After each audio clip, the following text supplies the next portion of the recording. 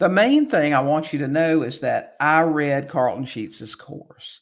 I opened every binder. I went through every inch of it. I drove a lot. Cassette tapes. That's what came with this course.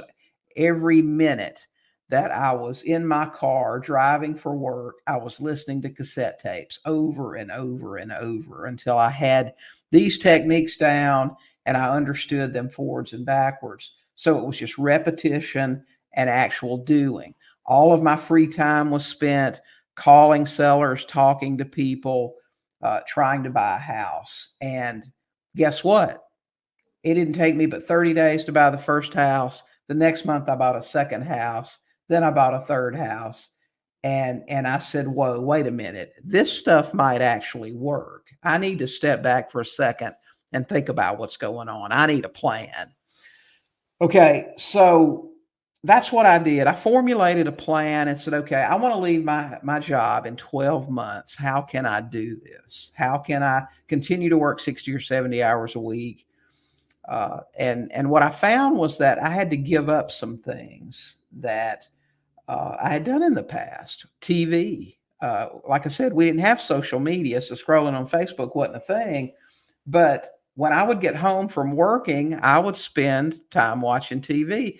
I watched a video recently that said the average American watches 37 hours of TV a week.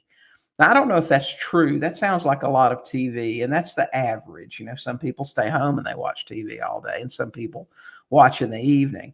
But I do know that the most expensive subscription that any of you have right now is Netflix. I know that for a fact because Netflix and the time that you spend in front of the TV watching, whether it's what I call mindless TV, which are comedy shows or things that don't offer you anything, no real lessons, nothing to learn, or you're watching movies or you're watching documentaries or whatever you're doing.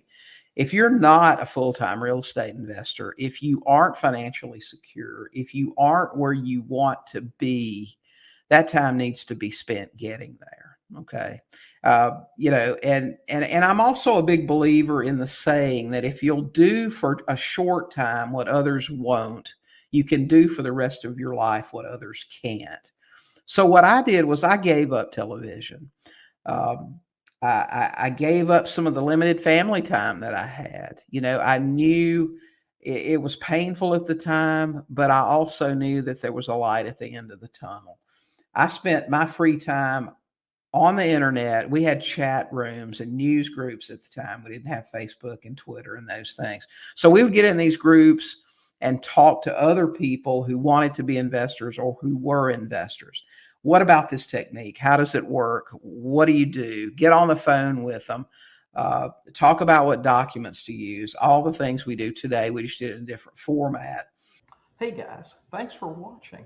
While you're here, don't forget to hit the subscribe button and check out these other great videos and podcast episodes.